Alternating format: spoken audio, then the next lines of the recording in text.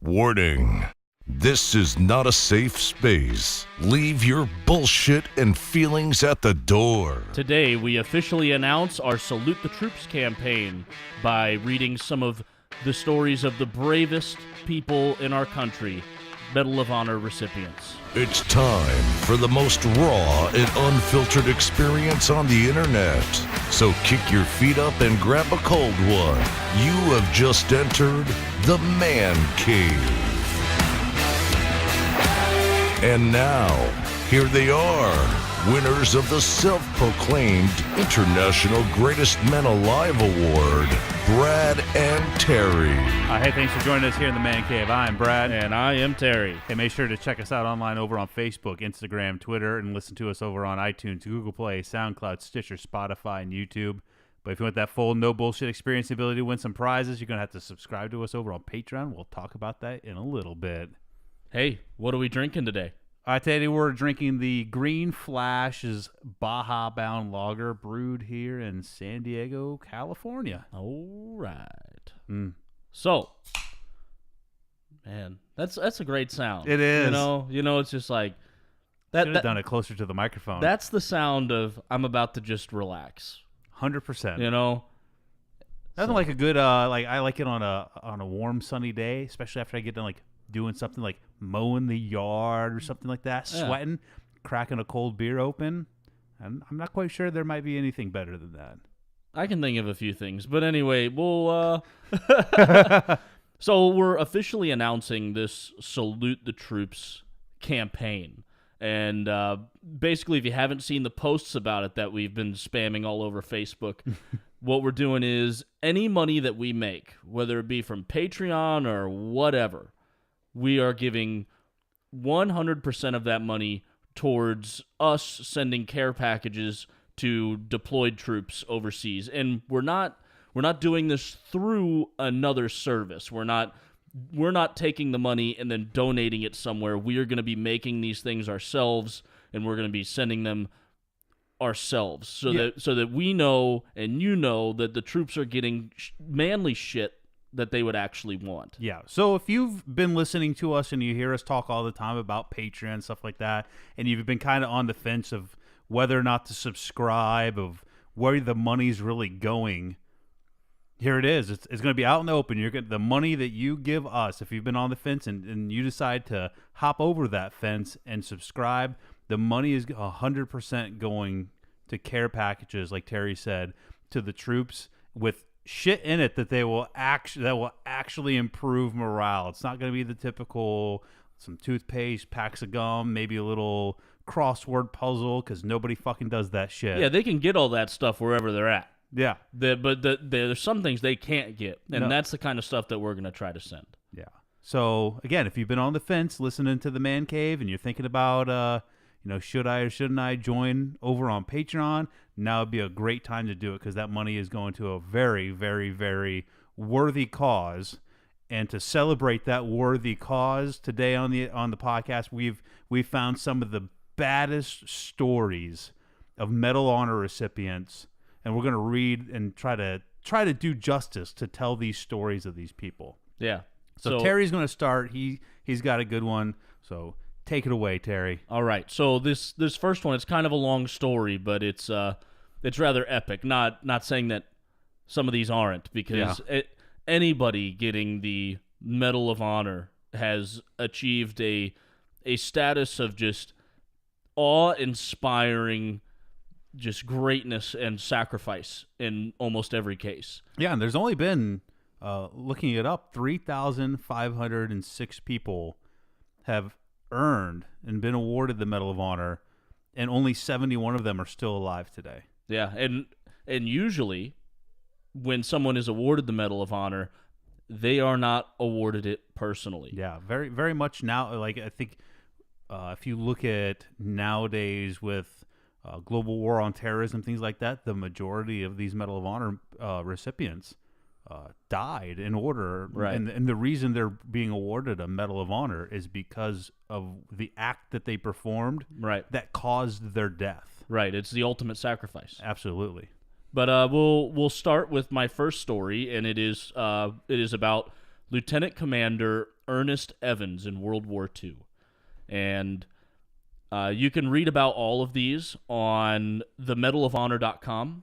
If you go there, you can see and read the stories of everyone who's ever received the Medal of Honor, from the present all the way back to the first ever Medal of Honor recipient. Unfortunately, I looked up the first Medal of Honor recipient, and they don't actually have a write-up on what he did to earn it. Yeah. I think it was a group of people that received it first. Yeah. But anyway, we'll talk about Lieutenant Commander Ernest Evans. So the write-up goes, in one of the most awe-inspiring displays of reckless bravery World War II has to offer in the history books, Commander Evans, 3/4 Cherokee from Oklahoma, led his destroyer, the USS Johnston, straight into the face of a gargantuan Japanese naval fleet on October 25th, 1944, off Samar Island in the Battle of Leyte Gulf. He was part of a very small fleet designed to support the Marines currently assaulting Leyte. This fleet had 3 destroyers, 4 destroyer escorts, and 6 escort carriers, with only about 30 planes each. The fleet was not expecting a naval engagement because Admiral Hasley's much larger fleet was supposed to be guarding the north flank. Hasley, however, had gone after another Japanese fleet and left the flank open. Down came another Japanese fleet intent on destroying the Marines on Leyte. Task Unit 7743 initially tried to flee the area when confronted by such a massive force. Evans, however, refused to yield to the enemy. As soon as the Johnston sighted the enemy, Evans came over the intercom and said, "A large Japanese fleet has been contacted. They are 15 miles away and headed in our direction. They are believed to have 4 battleships, 8 cruisers, and a number of destroyers. This will be a fight against overwhelming odds from which survival cannot be expected. We will do what damage we can." Man, imagine hearing that. Yeah. That, like, I could not imagine being deployed on that and hearing, like, my captain, or what would it say? He was the captain, come over the intercom and say that. That would be like, you just shit your pants at that point. So let's continue. He ordered the Johnston to come about and attack at flank speed, charging the entire fleet alone. When Admiral Sprague, in charge of Taffy 3, which was the task force mentioned earlier, saw this, he laughed and said, "Well, what the hell? You gotta die of something. Small boys attack." Nice. Yeah. Some hardcore men right here, you know? When you're just like, when you look over and you see the one ship just flank speed going after it, and you're like, well, I guess I'm not going to let him do it alone. Fuck it, let's go. Yeah. All right. The rest of the destroyers and destroyer escorts turned and followed the Johnston, and the Japanese opened fire with 18-inch guns, 16-inch guns, 14-inch guns, 8 and 6-inch guns, blasting up the water on both sides of the Johnston. Astoundingly, Evans conned the ship through the splashes in a zigzag until he was within range with his 5-inch guns, which could not penetrate the hulls of the Japanese battleships and cruisers.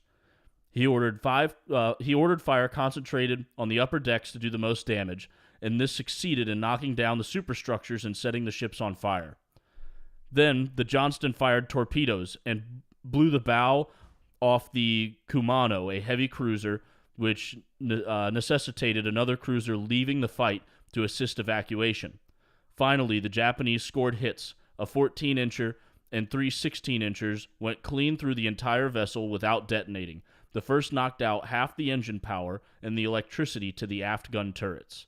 Evans was struck by one of the blasts and had 2 fingers ripped off his left hand and his shirt burned off his body. The Johnston was crippled, but still refused to withdraw and set out a smoke screen. The other destroyers and escorts arrived, and every man was consigned to death in order to enable the escort carriers to escape. By the time it was over, the Johnston had slugged it out with Titanic battleships and cruisers in a line of 4 Japanese destroyers, driving the latter off until another salvo knocked the engine out and detonated several 5-inch shells in the forward magazine. The Johnston was dead in the water, and the Japanese surrounded it and fired from all sides. Incredibly, Evans refused to order abandoned ship until all remaining rounds had been fired. Even the starbursts, which are like flares, and the sandbag rounds for practice. When the Japanese passed the survivors in the water, they threw them food and water and saluted them, shouting, "Samurai, samurai." Evans was not among the survivors pulled from the water after the battle. His fate is unknown. He may have been eaten by sharks. Damn. Hardcore. You're firing not only the aluminum rounds, and you're firing the sandbag, the basically shit for target practice. I think the fact that the Japanese passed by afterwards and gave the survivors food and water and called them samurai is just that just shows that even when the enemy recognizes that you have the largest balls on the planet, that's what that is. Yeah. Because going back to reading what they were up against and what they had, it was completely outnumbered. Yeah, the guns that they had were smaller than any of the other guns on the battleships. The battleships on the Japanese ships they had guns 3 times the size of the guns on the U.S. ships, and they just said, "Fuck it, gotta die something." Yeah, epic. Yeah. So we'll switch gears, but not too much because we're going to stick with the Navy. Okay. And I hate to call it a story because story almost implies it's fiction. And I mean, some of these, as we're reading them, I mean, this could be. I mean, you could have wrote this in a fictional novel. That would have made an epic movie. You could make it. You could make a 2-hour movie off of that. It'd be awesome. Yeah. So I don't want to call it a story, but I'm going to read these citations. There's going to be a reason why I read these two together. Okay. The first man that we're going to talk about, his name is Lieutenant Thomas Norris. He was a Navy SEAL in Vietnam. He served for about 3 years. Got the rank of lieutenant. He was 28 when he received his Medal of Honor, and he was medically retired from the Navy.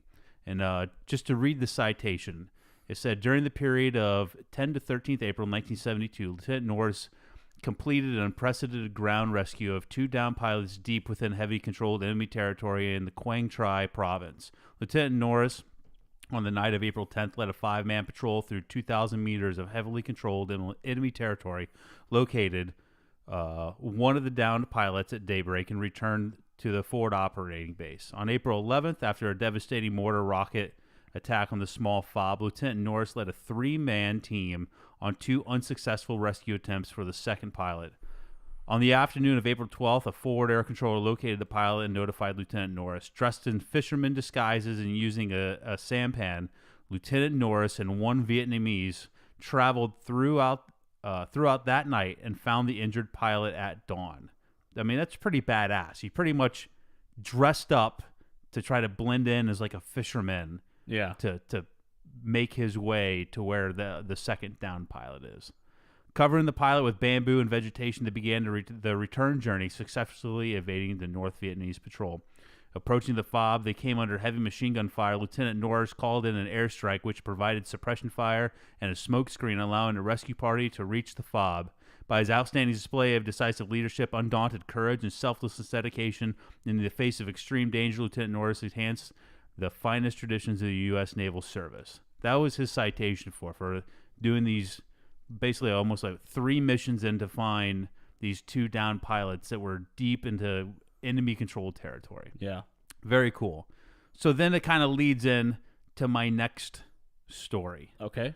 Which is, again, I don't know if I really would call it a story. Right. But we're going to talk about the man, Lieutenant Michael E. Thornton. Okay. And Mike Thornton was born in Greenville, South Carolina, raised on a farm in Spartanburg.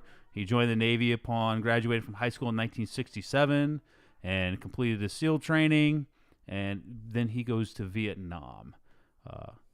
Thornton and Norris accompanied a 3-man South Vietnamese Navy team on an intelligence gathering mission in enemy-held territory. So remember that Norris is the same guy we just talked about. Yeah.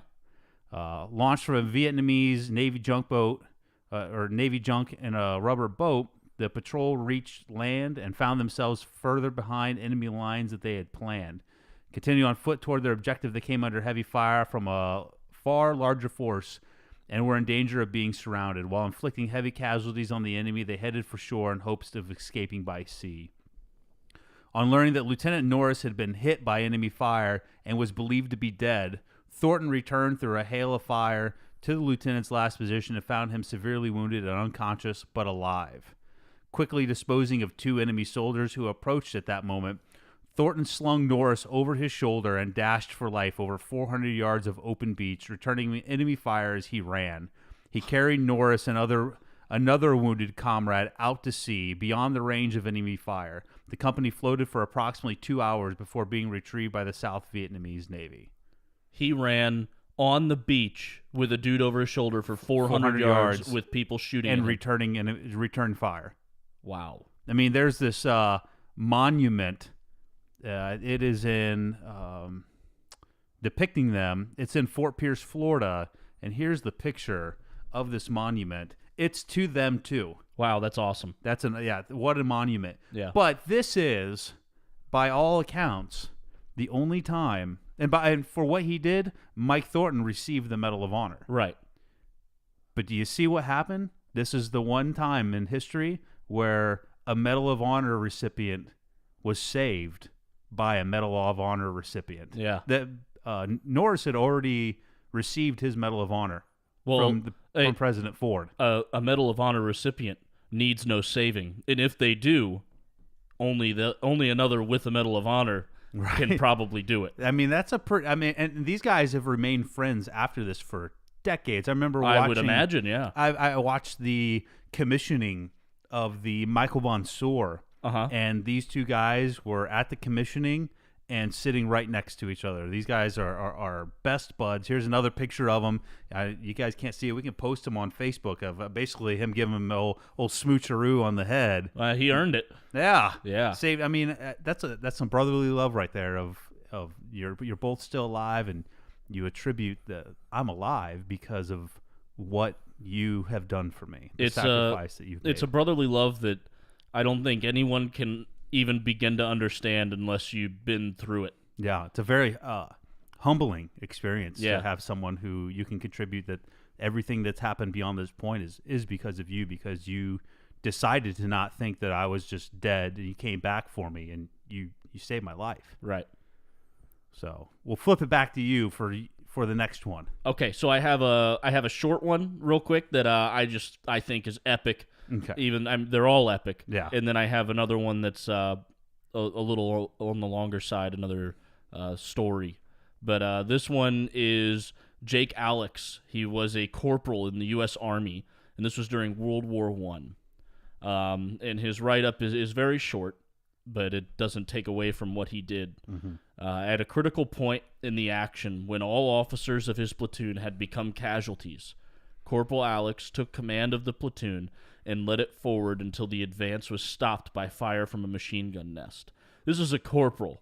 You know, that's not a high-ranking dude. Been in the Army for probably all of 5 seconds. Yeah, maybe a little more than that, but he's not been in the Army for very long. Right. He then advanced alone. So his whole platoon that he led was stopped by a machine gun nest. He then advanced alone for about 30 yards in the face of intense fire and attacked the nest. With his bayonet only, he killed 5 of the enemy, and when it was broken, used the butt of his rifle and ended up capturing 15 prisoners and surviving. You know, the old saying is you don't bring a knife to a gunfight. Yeah. Unless you're that dude. Then it's perfectly legit. And then when you break your fucking knife, you just beat the shit out of him with the butt of your gun. Insane. How does one capture 15 prisoners of war? That's why when I saw it, I had to read it because it makes no sense to me how one man can subdue 15 people and capture them as prisoners by himself. Unless he took their guns from them and held them. But there's 15 of you. Imagine if there were 15 people in your house right now. Yeah. And that was a machine gun nest, and some dude came in, and all of you have guns. There's no way that dude's taking all of you prisoners. No. mind blowing. Yeah, amazing. Unfathomable and amazing. Yeah. Like, how it's almost at the point can't where put you words in can't it. believe that story No. unless you saw it. It's insane. But Yeah. he probably had his whole platoon like peeking over a little, like where they're hiding, right? Peeking over, watching this dude do it. And no one would have believed it unless his platoon came back and was like, yo, you won't believe his what this platoon guy was dead. No, he led his platoon, and I thought they were all dead. No, they all stopped to take cover from the machine gun fire. And he said, fuck it, and ran straight at this thing by himself. I bet he thought people were still behind him, following him. Then he got there. He's like, the fuck are you? Yeah. Get your ass up here. Dude, insane. I mean, I would have beat the shit out of some people at that point. I got all the way here by myself. You pussies went back there and took cover and let me get all the way up here on my own. I doubt that was what went through his mind. I'm taking afterwards. When you get back and everything calms down. I'd be a little upset. I'd be furious. Yeah. But let's move on to another longer story here. So this is Captain Robert Bobby Brown in World War II. And the write-up goes, one of the hardest fights the Allies had in Europe was outside of Aachen, Germany, in the Battle of Crucifix Hill. The crucifix is still there, now a monument to the battle.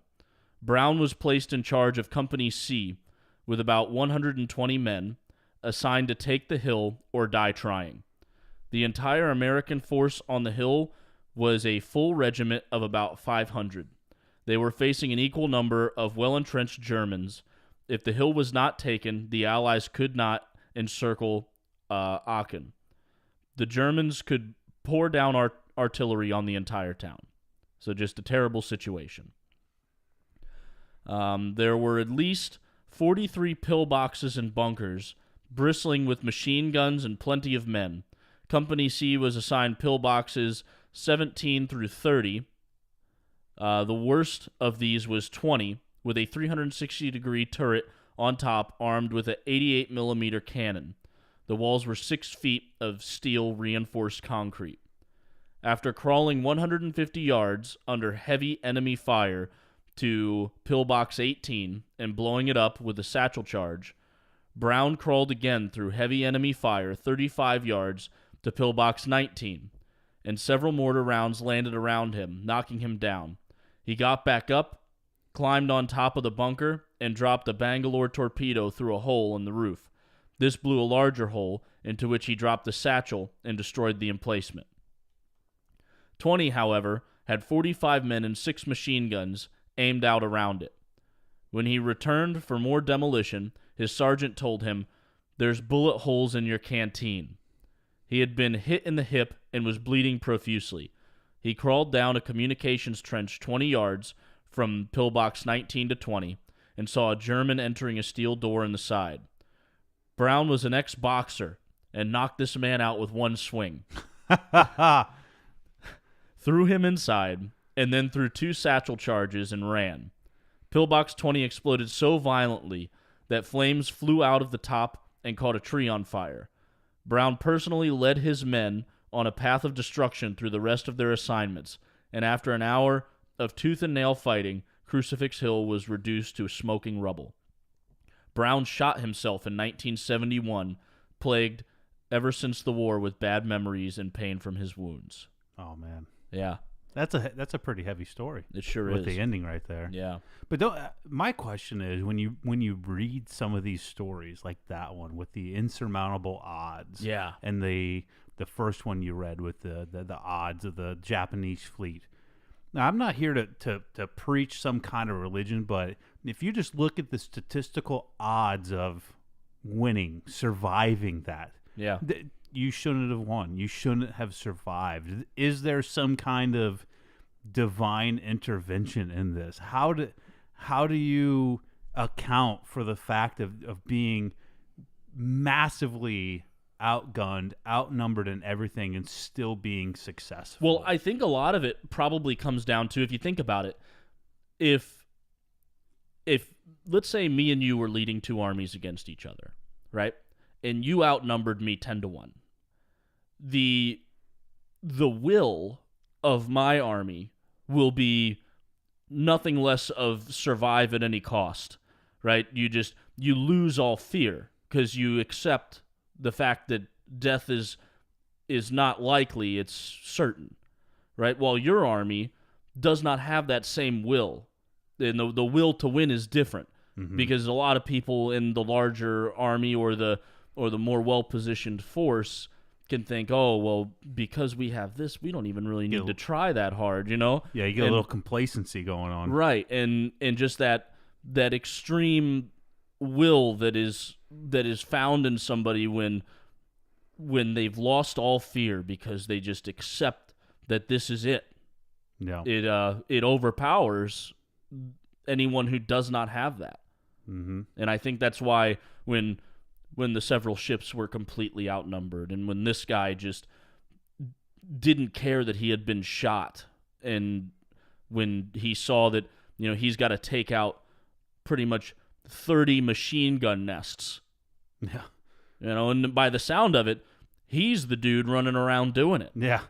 He has to come back to get more demolition. Yeah. I need a little more. You've been shot. Yeah. Cool story. I need more. Yeah. That's crazy. So to round out the last, talking about the last Medal of Honor recipient, I chose this one. To me, it was kind of hard to choose because you have so many great stories. Every story is great to choose from. I could sit on this website for the Medal of Honor recipients and read all these stories. They're all great. Yep. But I chose this one because it's the most recent in history. Okay. And I enjoy, again, maybe not enjoy is the word I'm looking for, the fact that it seems that with the war on terror and stuff like that, we have more of these stories to pay tribute to, and for when our children are growing up, that we can show them that. I mean, before 9/11, we had to basically go back to almost Vietnam to start looking at Medal of Honor recipients. Still awesome stories, but pieces of our history are now a little closer to us. You know, you can look at that and be like, man, I remember being alive when this award was given. Yeah. I remember watching people, like you said, like Michael Monsoor's family receive his Medal of Honor. Michael Murphy's family receive their Medal of Honor from the president. I remember that. Yeah. Whereas before, I don't remember. You had, like you said, you had to go to a history book or something because Google wasn't around. The internet wasn't as prevalent to be able to do it. So I like the fact of being able to read these citations of these guys that back at the time, like this one, dude was my age when this happened. Like he did this in, I think, 2007. I remember where I was at in 2007, you know? So I'll just get right to the citation. His name was Sergeant Travis Adkins, and begins with Staff Sergeant Travis W. Adkins, United States Army, for extraordinary heroism in connection with military operations against an armed enemy while serving with Company D, 2nd Battalion, 14th Infantry Regiment, 2nd Brigade Combat Team, 10th Mountain Division, on 1st of June 2007. Staff Sergeant Atkins distinguished himself by conspicuous gallantry at the cost of his life in support of Operation Iraqi Freedom, while conducting routine security in the town of Abu Samak, Iraq. Staff Sergeant Atkins apprehended and began to search a group of suspected insurgents. However, one insurgent resisted and engaged Staff Sergeant Atkins in hand-to-hand combat. As Staff Sergeant Atkins attempted to subdue the man, he realized the insurgent was attempting to trigger a suicide vest, which he wore under his clothing. Despite Staff Sergeant Atkins' efforts, the insurgent finally succeeded in reaching his vest. Staff Sergeant Atkins selflessly tackled the suicide bomber in a bear hug, pinning him to the ground and shielding his soldiers from the imminent explosion. In this critical and selfless act of valor in which he was mortally wounded, Staff Sergeant Atkins saved the lives of 3 other soldiers who were with him and gallantly gave his life for his country. Staff Sergeant Atkins' undaunted courage, warrior spirit, and steadfast devotion to duty reflect great credit upon himself, the 2nd Brigade Combat Team, and the United States Army. And this is just another story, again, of, look at these 3 guys who will now owe everything that from June 1st, 2007 on. Yeah. You have a kid, it's due to this guy. Right. Any type of family thing that happens, I am here because of this one dude decided to basically jump on top of a terrorist who had a suicide vest on. I mean, it seems like inconceivable to think of people that will do that. Right. Jump on top of somebody who is about to bleed. At that point what you're doing and that you're dead. Right. But you would rather be dead than watch everybody else die as well. Yeah. It's one of those things where if you can't even try and begin to put yourself in the situation and think what you would do. Yeah. No matter how hard I tried, if I was that guy, I could not put myself in that situation and be able to say, oh, I would do this or I would do that. I just couldn't.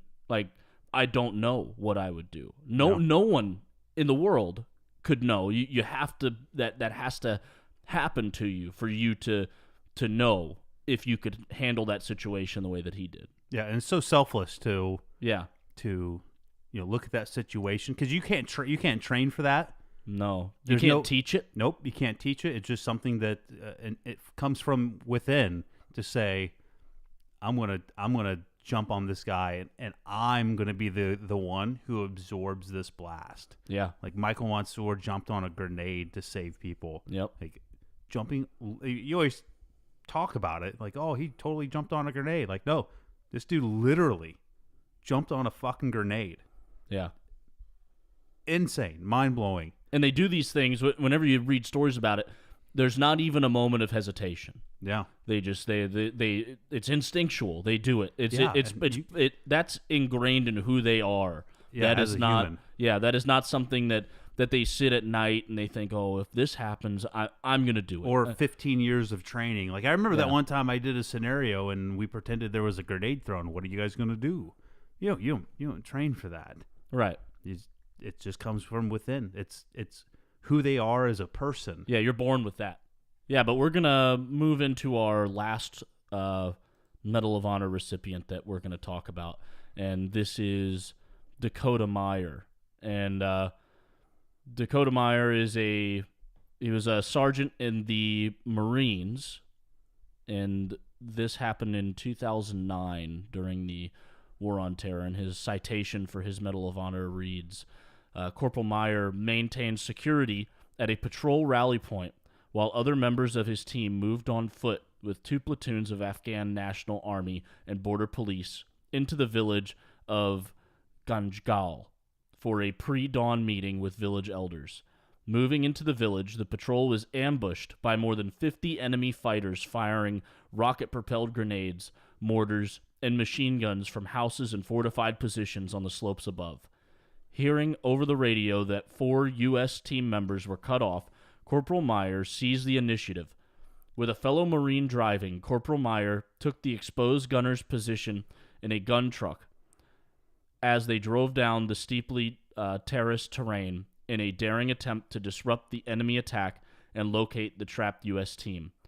Disregarding intense enemy fire now concentrated on their lone vehicle, Corporal Meyer killed a number of enemy fighters with the mounted machine guns and his rifle, some at near point-blank range, as he and his driver made 3 solo trips into the ambush area.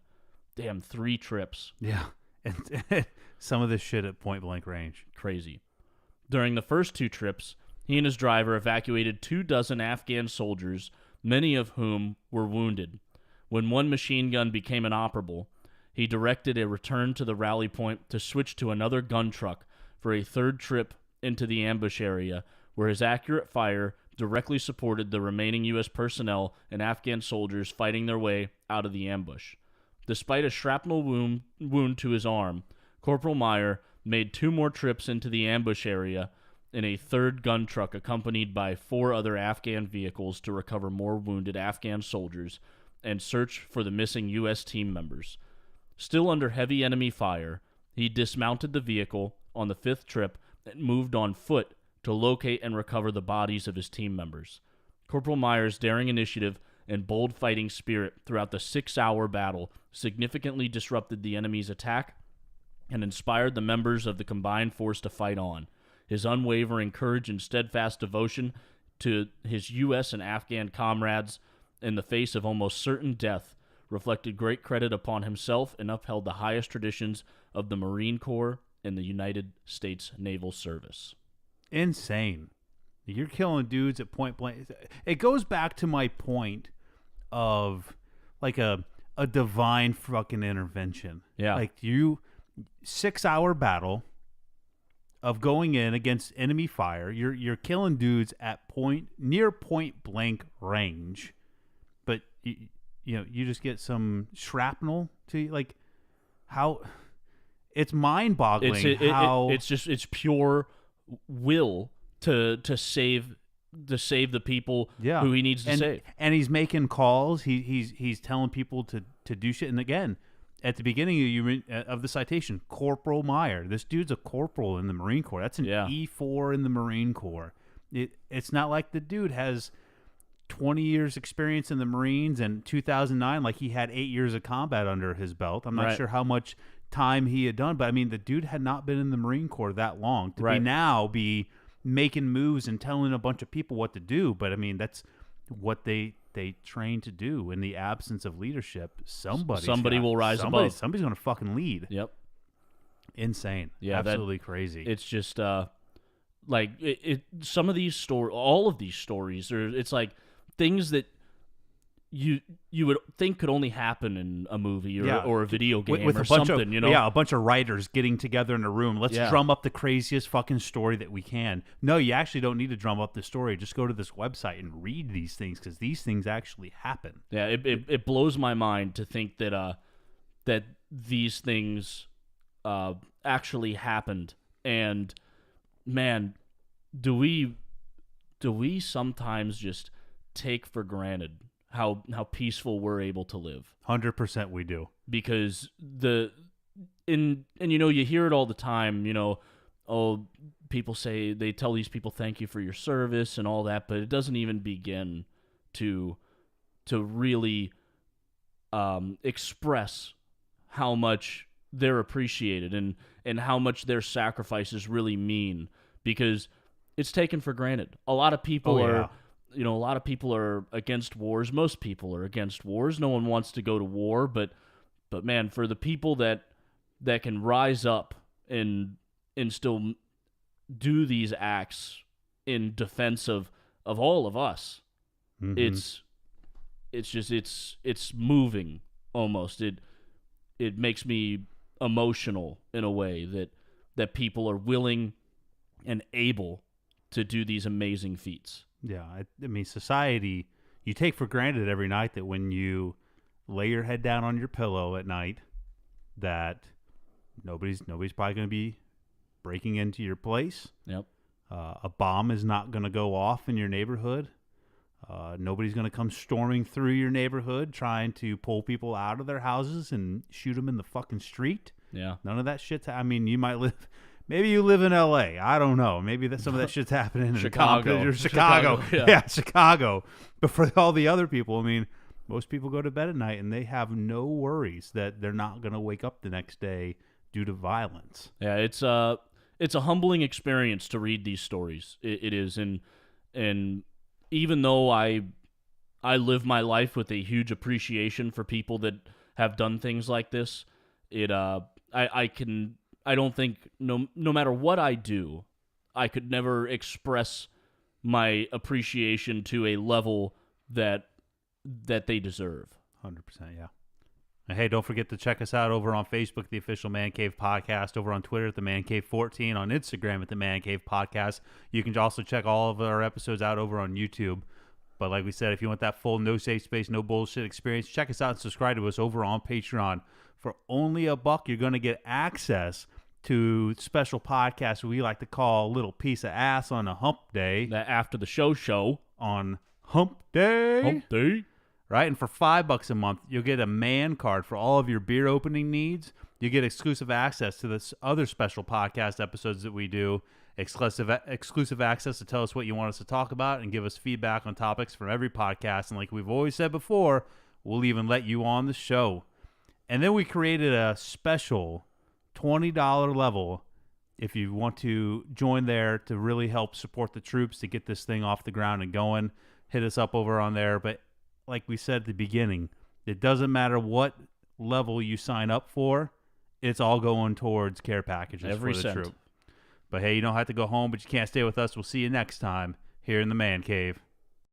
Don't let the door hit you on the way out. Any real man would follow us on Patreon for exclusive content and prizes at patreon.com/The Man Cave Podcast.